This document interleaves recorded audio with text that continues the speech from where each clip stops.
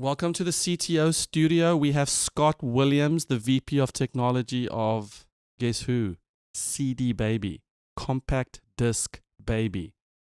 Warehouses of CDs, streaming, just a band's go-to destination for music distribution. We also riff on music and the future of the music tech. So, enjoy. Well, I have a wonderful electronic invention I want you to see. It looks something like this.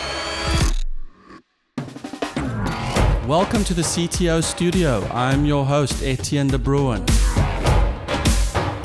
CTO Studio is where we chat with CTOs building amazing products with incredible teams.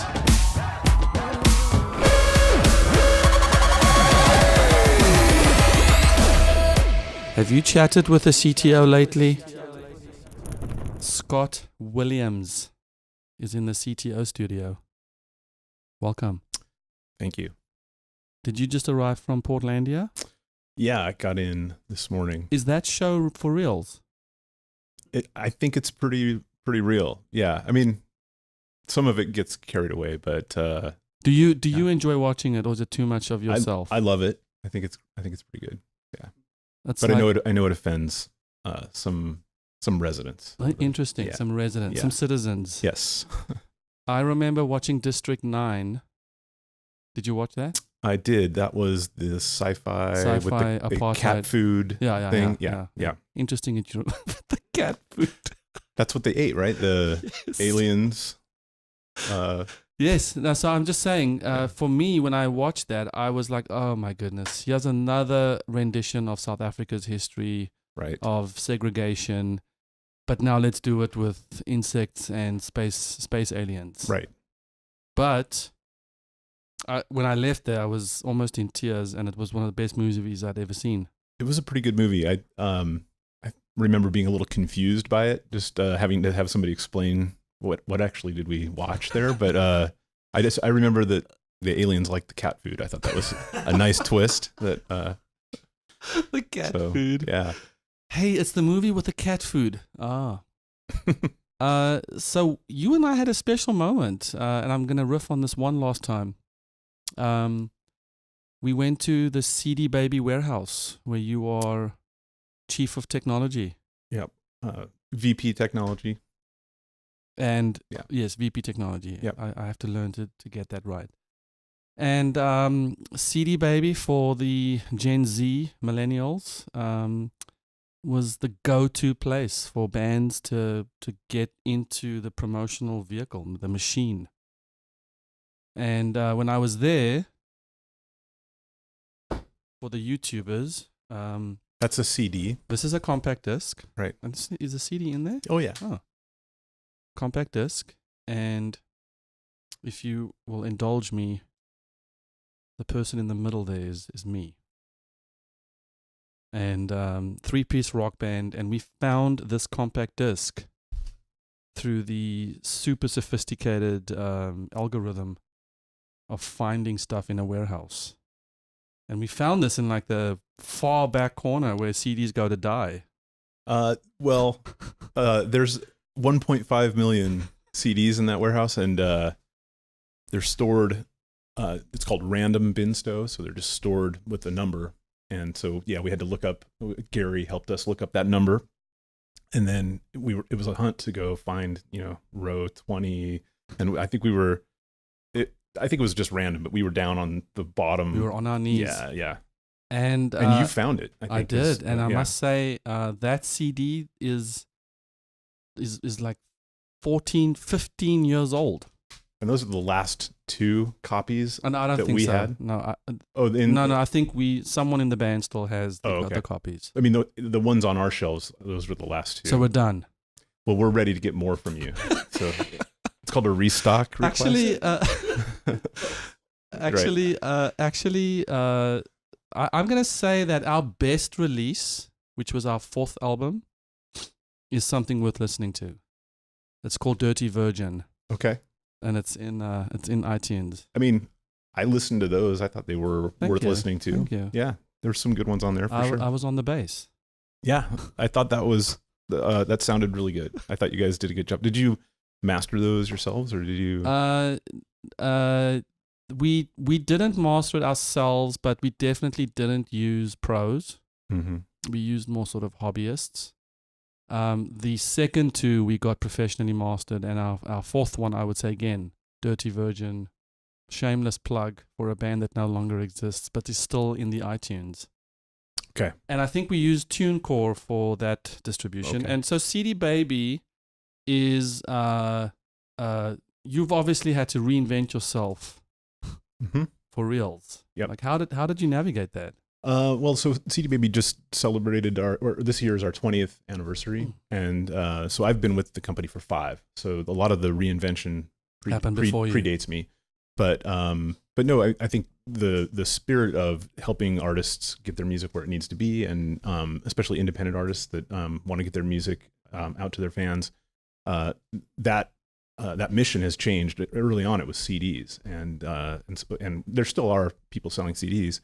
You just sold 2 when I bought these. You bought them? Of course, I bought them. It's all above level here. Wow, You know, Scott, that is amazing. yeah.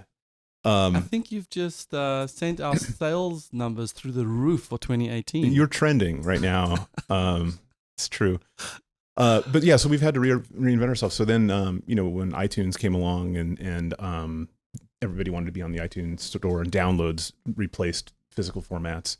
We were one of the early adopters of that, and one of the early avenues to get on iTunes. And now with streaming services, the paid streaming services are producing a lot of revenue for the music industry. Not a lot more for the artists, sadly, but a lot more for the industry.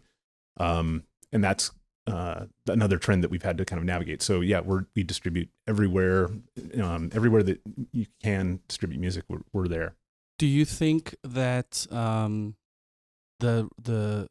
what would you attribute the resurgence in vinyl to? Or and first of all, is there really one, or is it? Oh just... yeah, I mean, I think there is. We sell vinyl, and yeah, it's still kind of a niche, but I wouldn't say it's it's gonna evaporate anytime soon. People vinyl, I think it's the connection with everything from the artwork of the cover and the sound and tactile. Yeah.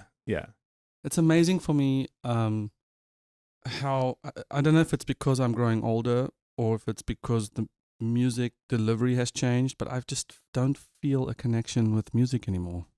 Like Really? I feel like I'm like, I am the victim of an algorithm. I don't feel like there's a listening party anymore. There's not even an easy way for friends to share music anymore. It's ridiculous. I think discovery is still kind of a challenging thing, and how people discover music is, I think everybody has a different way. Some might be going to shows and they, discover live music that they really like. Other people, like depending on what you're listening to, you might just be hearing the same kind of things over and over again. One of the ones I like, KEXP radio in Seattle. It's I feel like they do a good job of just kind of keeping a stream of interesting stuff coming.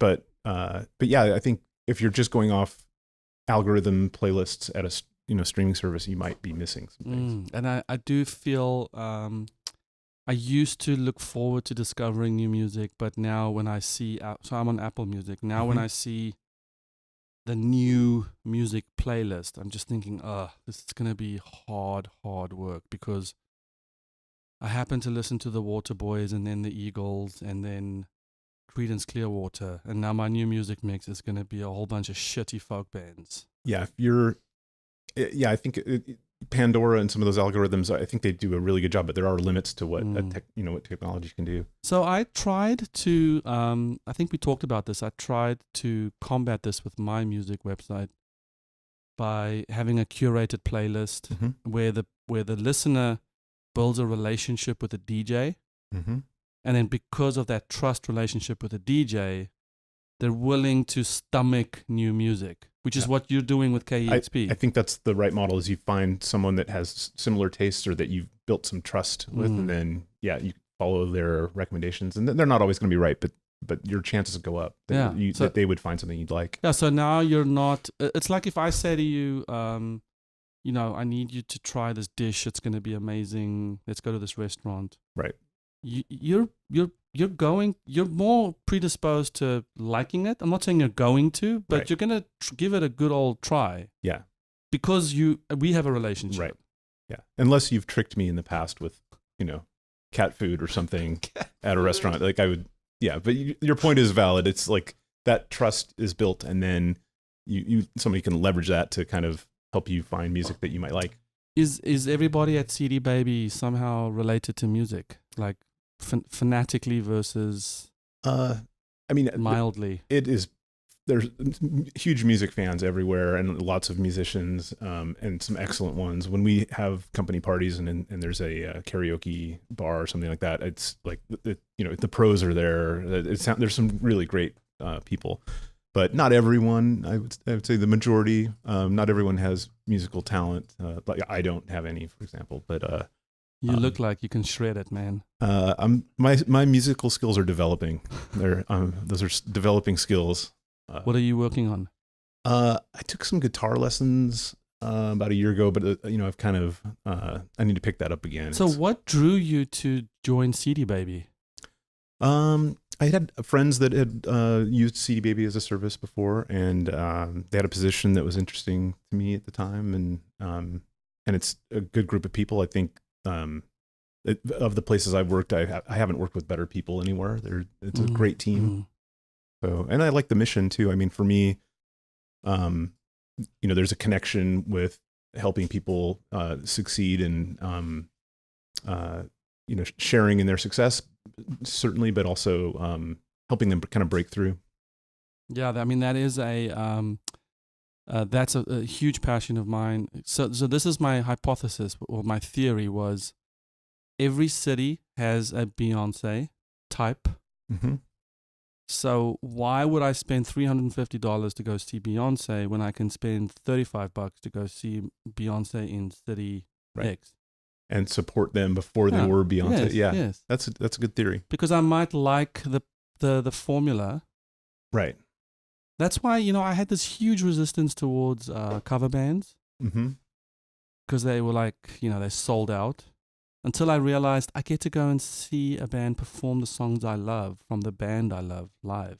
Right. That's not bad. And assuming that they don't suck. Right.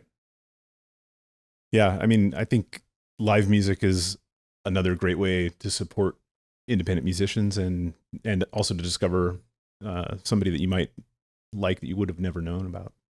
So do you, but although you're not a musician, you're into retro video games.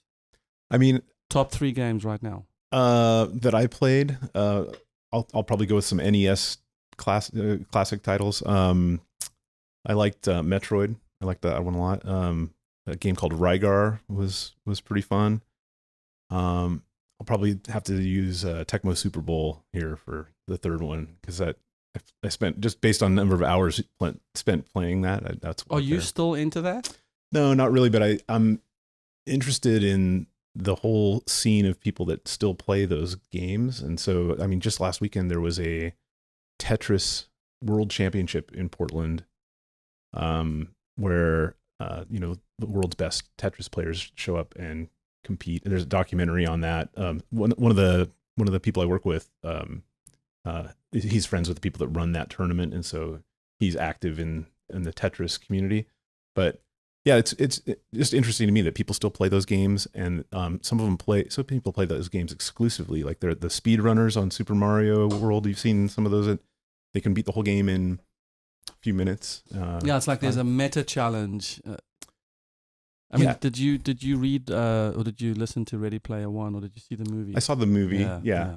I thought that was interesting. And so, the Atari Dot in Adventure, that was one my brother and I spent a lot of time, finding that. I can still find it if we had that game today. I know right where it is, and wow. because that's. Yeah, I played. Pretty cool. My kids obviously are being raised in an iPad, Xbox world. And they're not really that drawn to like Fortnite or Xboxy games. In fact, they don't really like the Xbox, but very much into Minecraft and the building games. But I did get them to love Pac-Man. Mm-hmm. And I guess it's just so basic and it's so incredible. The premise is so easy to understand. Yeah, those games, I think they're when I have played games with my kids, I think the older ones are just harder. I don't know if that's Yeah, because our it's like our generations is so much tougher, but yeah, Super Mario and games like that, they're just, they require a little bit more skill. And now with Angry Birds or something like that, I died, I'll just play again, and like you solve levels randomly a lot of times. I feel like the sea change for me happened when games went 3D and RPG, and I can't get my brain to understand my orientation when I have 7 different controls, and now I'm turning my head, and now I'm turning my body, and now I'm turning my gun. It's just like I don't have time for this. I definitely think that people get carried away with the 3D and amazing graphics element, and some of the best games have just really pixelated 8-bit graphics that are side scroller games. There's one on the Xbox that I've been playing with my kids. It's called Lovers in a Hostile Space something. I'd have to look it up and get back to you, but Lovers in a Hostile something. Sure, I can Google this. Yes, it's safe to Google, and you basically it's a multiplayer game, but there's four players controlling an individual character on a spaceship that you kind of travel around together. So I will get on the steering wheel and drive us somewhere, but I'll yell at my daughter Nora, like, "Hey, shields up," and she'll put the shields up, and I'll, "Gus, get on the bottom gun," and we I love that. It's really fun. I love it. And it's 2D, and the point on that one that I wanted to make, I guess, is that it doesn't need to have mind-blowing graphics. It's still really fun. And I mean, if you think Minecraft's a classic example of a game does not need to look great. Doesn't. It can, yeah. In fact, I think that's unrelated to whether it's fun. Yeah. I mean, it can, if it's a fun game and that has that too, that's great. But yeah. So, what at CD Baby? So your dev team is how large is your dev team? Well, we have 30 in all of IT engineering. Some of those are like systems, like DevOps type roles, or IT help desk people. But yeah, 30 total in that group. And then every kind of, there's sort of more specialists than full stack. So we have like a database team, a web team, and so. And CD Baby also has multiple web properties, right? I mean, the net has been cast far and wide. Right. We have lots of brands and products within the brands, and so yeah, there's CD Baby, and then the members site, which is where artists go to upload music and select where they want it to be delivered. And then there's Host Baby, which is a site that lets artists host their own band website and email and that sort of thing. Here Now is a newer one where we have a single page promotional site that we can a release can sign up for. Yeah, there's some other ones too, but yeah, we've got lots of irons in the fire on that kind of stuff. And so yeah. as the VP of tech, you're probably having one heck of a time sort of navigating its integrations. And I mean, is there integration, or there's some? I mean, or navigating the product development roadmaps, and yes, that's a challenge. Checking in with everybody, and that's a challenge. And I think we have some integrations in place now. We could probably do more integration, but I also think there's kind of an ROI that you need to calculate on each of those.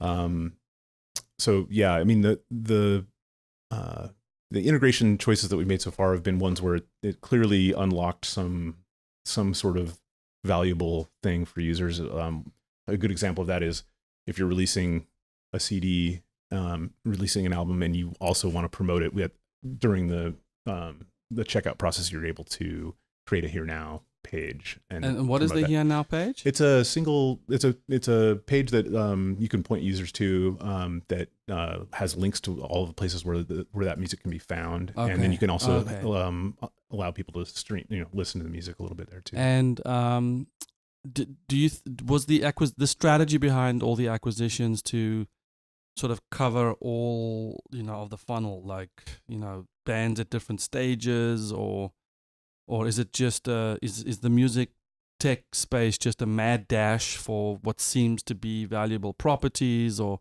That's a good question. The strategies there, distribution, there's lots of people that can do that, and so that doesn't really make us unique. And when what we like to think of ourselves as is like the one-stop shop where you can do everything. And if you want to sell vinyl or CDs, that's great. If that's not your thing, but you want to have it everywhere, including sync, which is YouTube royalties, or publishing, you want to collect your publishing royalties.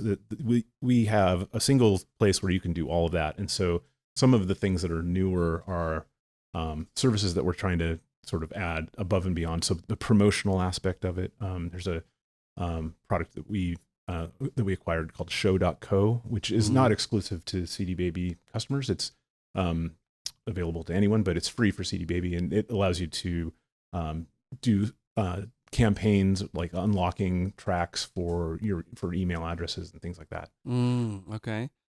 And do you have a sense of where this is all going, like where the puck is going, that you can sort of talk about? Or is there, I mean, I've contemplated whether, if you've gone from the album to the song, is the next level then the 2-minute song, or the 1-minute song? It could be like in an ADD world, like that's it's just a little soundbite for everyone. Yeah. So in other words, if you have, sometimes I listen to a 3, 4, 5-minute single, and I'm like, this song is too long. Mm-hmm. I love it, but it's too long.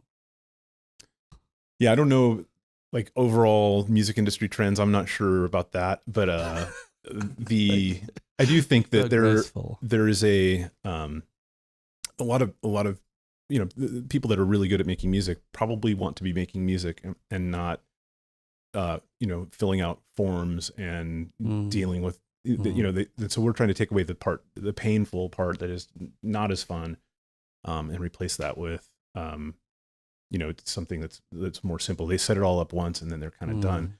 And one of the things that is kind of cool about what we do is that we pay royalties weekly. So we've distributed 7 million tracks we have in our catalog, and not all of them are on every service, but those we're delivering content constantly to these services, and then on a monthly basis, they'll pay us for the tracks that we delivered that earned royalties. And so that it could be like 100 million row CSV file with little micropayments in it, which we have to kind of comb through and say, okay, this is ATN's track for this, and it earned in this country for this amount.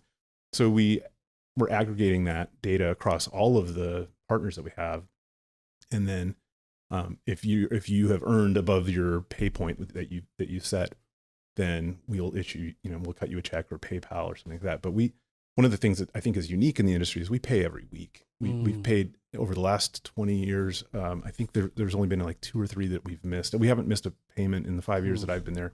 And the work that goes into that is impressive to me from a technology standpoint, because it's lots and lots of data, and it's people's money, so it's got to be right. And we try to always do the right thing there. And so, the office space problem happens where it's like the rounding. What do we do with this rounding error? And you mentioned some decimals are like. Well, we do six precision points, but one of the utilities that I've worked on that processes those payments, it crashed one day, and I was trying to figure out why. And line 72 million, whatever. It was trying to do an implicit cast into numeric value, but it was scientific notation in the file.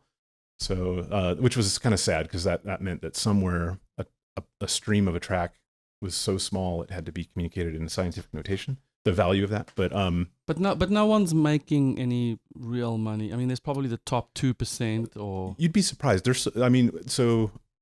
Across all of the services, definitely people make real money. Not every. I mean, we have kind of the long tail of content. We have a lot of stuff that isn't being listened to, and some of it's excellent, just hasn't, for whatever reason, we were talking about this when you were in Portland. I have no idea why something becomes, viral and something doesn't. But yeah, no, we get, some people make really good money off of our service, and we send them checks every week. And YouTube, you can make a ton of money.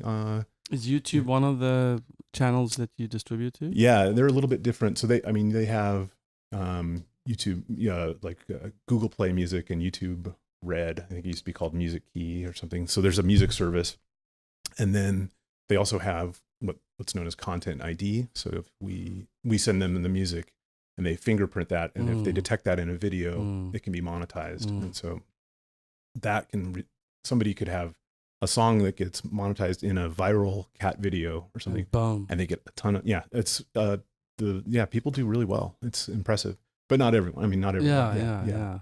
Yeah. And then obviously CD Baby takes a small cut, right, from that. Yeah, typically 9% on the streaming. And so do you get musicians that challenge you on?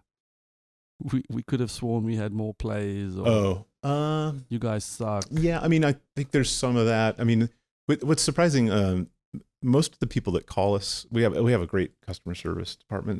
They're nice people, and most of the people that call us are, they don't treat us like we're Comcast. We're kind of treated like we're their partner. So they'll say like, I'm having this problem, but thank you. I don't know. I don't feel like we get a lot of abuse as opposed to maybe a different customer service department. We get some, probably, sure, but the one trap that I've seen is some of those services will produce trending data. So it's preliminary. Your song's being played by these people, with some demographic info, but that isn't finalized until that service pays us and writes the so you might be seeing that you're trending. Some artists might see like, hey, I'm trending, and then they get a check for 25 cents in the mail, and it's like, it could be and we obviously don't have control over those rates. I think we're pretty artist friendly in that we'd love to see them be as high as they can be. And so do you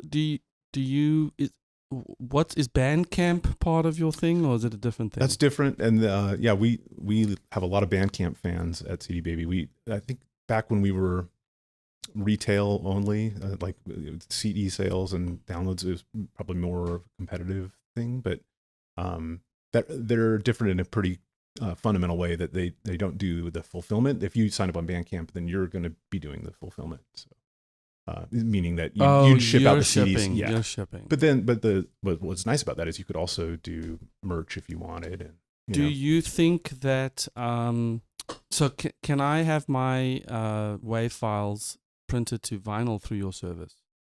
That's a good question. I believe Disc Makers, our parent company, sister company, they can do they definitely can do vinyl. And so let's talk. I'll hook you up. The other thing I want to say, sorry, this is a purely selfish episode of the CTO Studio. I have a domain I can sell you. Okay. Oh, is it it's the No, not okay. Musolist, although it's up for sale if you want. It's called bandannounce.com. Okay. Isn't that sexy? It's pretty good. It's a .com also. It's a .com. Ooh, all right. Bandannounce.com. Okay. That's a good one. Yeah, it's not bad. I mean, we're talking registering these things in 2000. You've been squatting on it since I've been squatting. I mean, I would want to recoup my investment. Band announce. So my the idea my business partner and I had was to have a single point of distribution of announcements, so that you could just tell Band Announce if you had any announcements or any new tracks, you could send it to Band Announce, and then not only would it be indexed and aggregated, but you could also post it to all these other services. It's sub-pub model. Something like that. Yeah. But this was in 2001, 2002. Okay. Pretty cool. So there's a lot of SEO magic there with the 404 and the...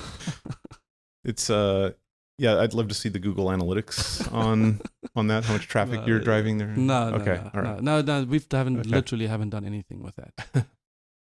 So tell me about your journey as a leader. Do you have any frameworks or models or things that you feel works for you as the VP of technology, as you're managing this team of 30, as you're managing up? Yep. You guys have disk makers, Mhm. so you're obviously involved in sort of equity-ish type conversations with like they own you guys, right? AVL is the parent company. That's Okay. kind of a holding company. But yeah, Disc Makers is our sister, sister Oh, so company. they're a Yeah, sister company. yeah, Okay, so yeah. AVL has a plan. You know, like I mean, you're not. You have a lot of history. There's obviously a lot of brand power in the name. Mm-hmm. So how are you managing sort of high level conversations, low level conversations, acquired company conversations?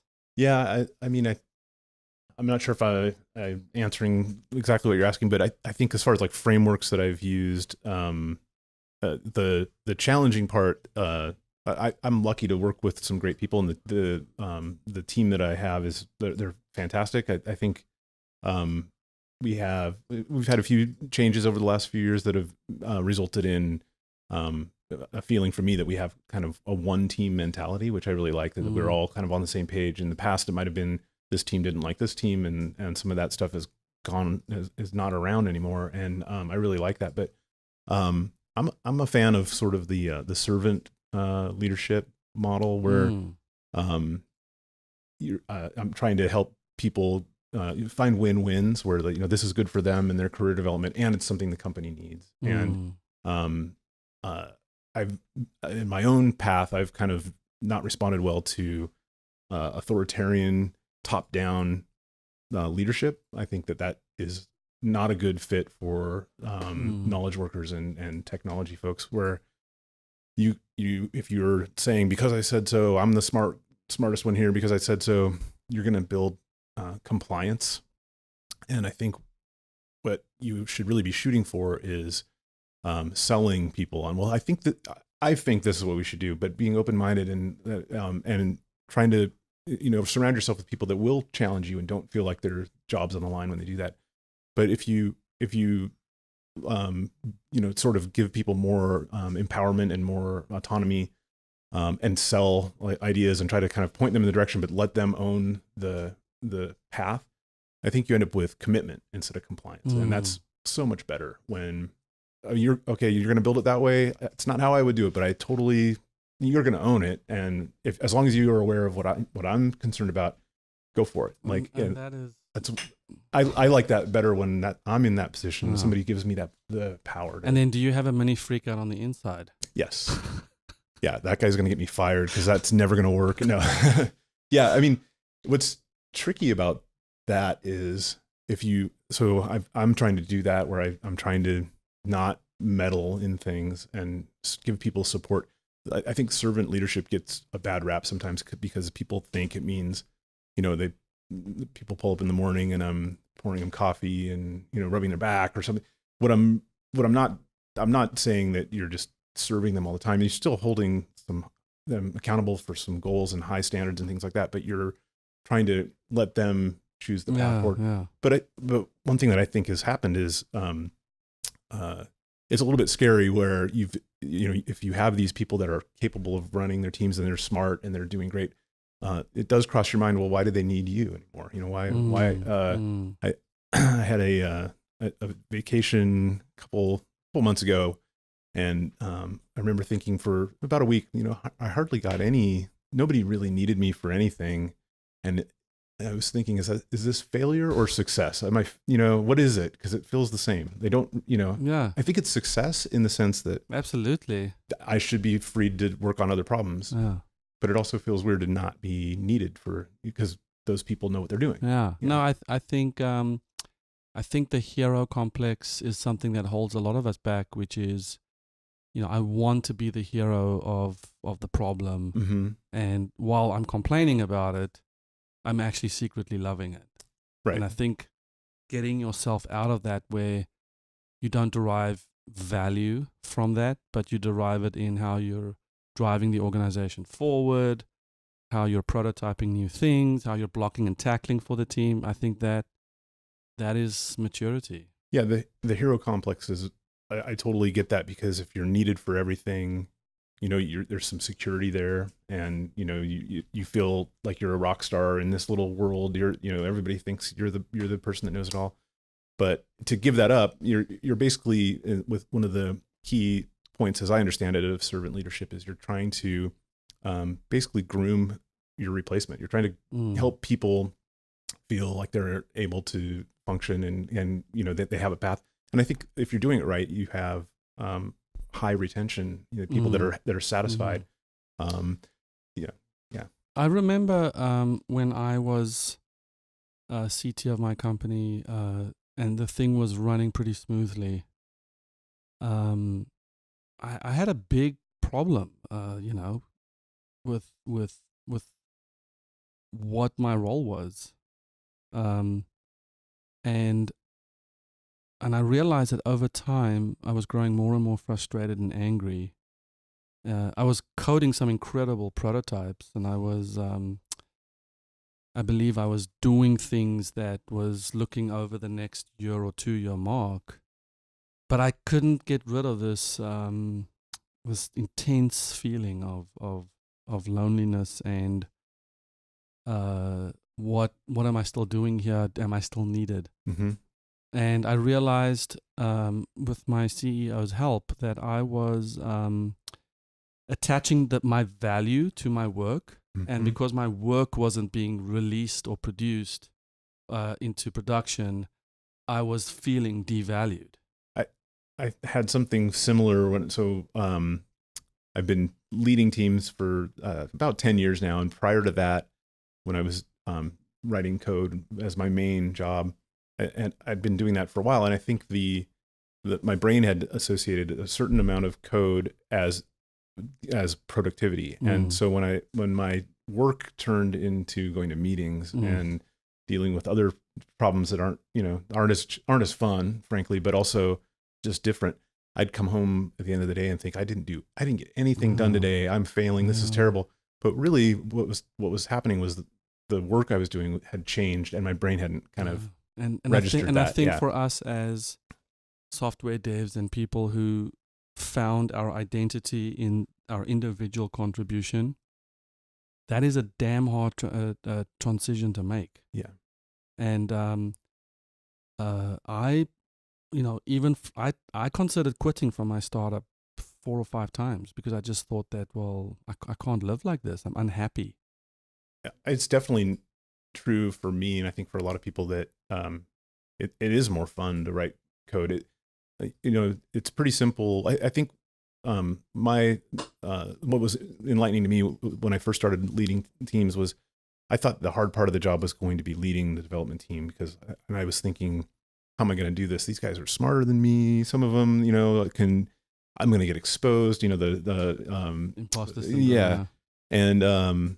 And then I didn't really get it at the time, but the hard part of the job isn't managing the team. It's what they want is pretty easy to, I feel like usually it's pretty simple. They want a understanding of what needs to be built. They want freedom to choose how to do that. And then they want to see what they've built get used and have meaning. And I think that's not as hard as the managing peer relationships when you're a leader of a technology team. The marketing person needs something, the salesperson is promising stuff that I can't deliver, and also managing up can be really challenging depending on your situation.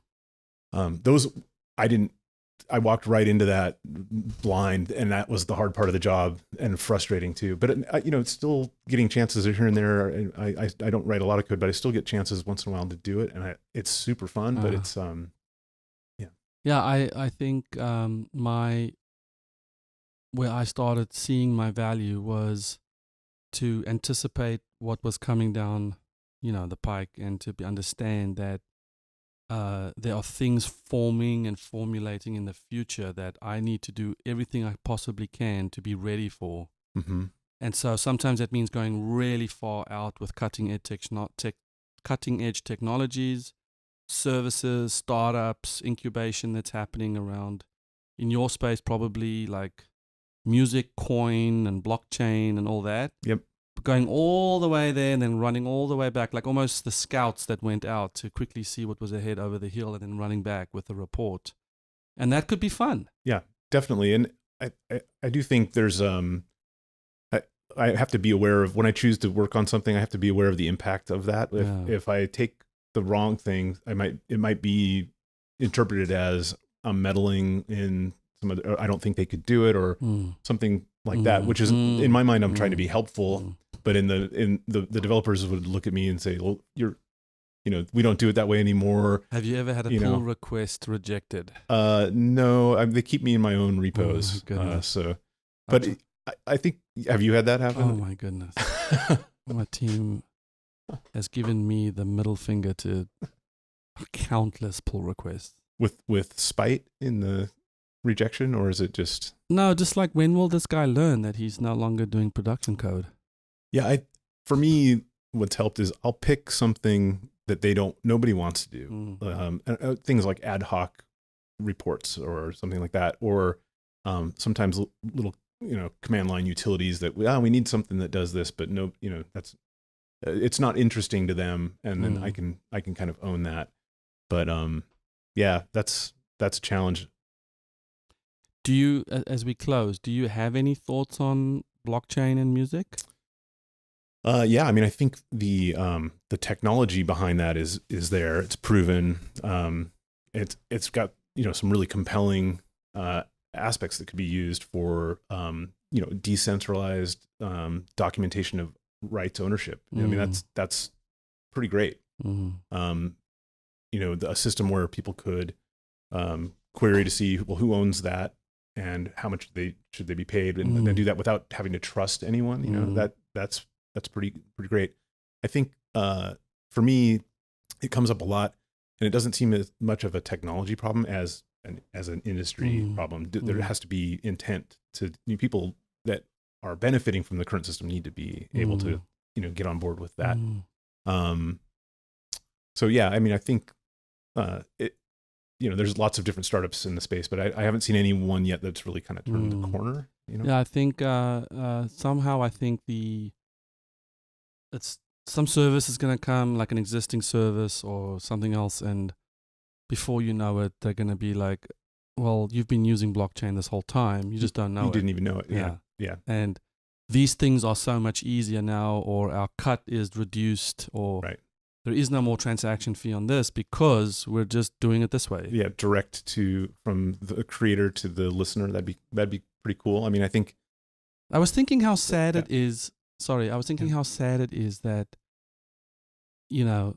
a couple things make me sad. One, when a band like, Foo Fighters or U2 is played in elevators or in airports. Or I'm just thinking, that sucks. Like, you're being piped through the airport right now. Your airport music. Just because they're not earning something, or do you think? No, just because it's kind of a sad. It's not where they had when they. Yeah.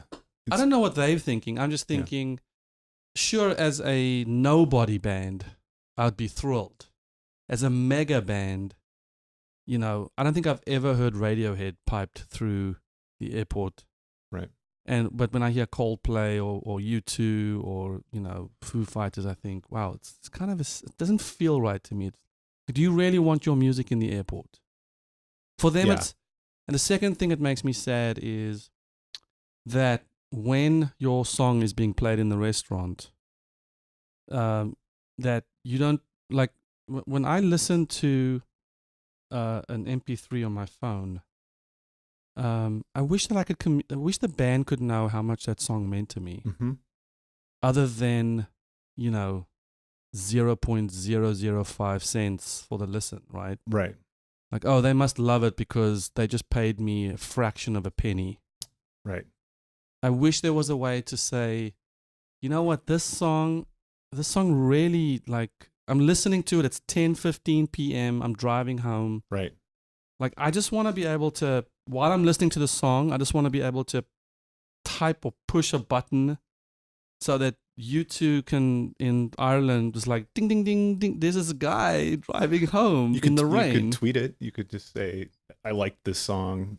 You know, Yeah, dear U2. I suppose you could do that, Yeah. but then everyone knows. Everyone knows that. Yeah. I want it to be a very private conversation. I think that connection that you're talking about is pretty important because, some songs, really do mean a lot to people. And how do you let someone know Yes. when they see, some streaming revenue? That could have been an algorithm. Exactly. It could have been in the airport. Yeah. And like, especially when I listen to my songs on vinyl, there's just no way that Arcade Fire knows that this track is being played by someone who deeply, deeply loves that track. And if only there was a way I could just communicate, and I'm sure at some point that band's going to, there's no way that they don't care about it. No, I think when some of them know when they tour and they see, in the the response gigs, that they're going to get. Yeah. But there's this weird relationship with recorded music and playback, which is almost a periphery to the whole live party, in the moment with the band experience, which of course is 100x. Yeah. Yep. There's something to that. I don't know. I don't feel great right now. Well, I'm glad I could bring you down here. Yeah. Scott, I feel like I've talked your head off about this stuff already. I'll probably sort of ease out of those conversations now. So well done. Thank you. You've paid your dues. All right. I'll stop talking about the music industry. Anytime. I'd love to talk to you about it. It's fun to get your perspective on it, and it's great that you had the CDs. Yeah. That was super fun. Super fun. Yeah. So thanks for being here all the way from Portland, and we'll see you soon. Great. Thanks for having me. Appreciate it. Okay, Scott. Thank you. Have you chatted with the CTO lately? Hi, thank you for listening to the CTO Studio. If you don't mind, take a quick second and please rate and review the show. It helps us a lot. Go to the ctostudio.com for more information on what we're doing at 7 CTOs. We also have a video or two for you that could be a helpful resource for you as you're managing your company. So thank you for listening.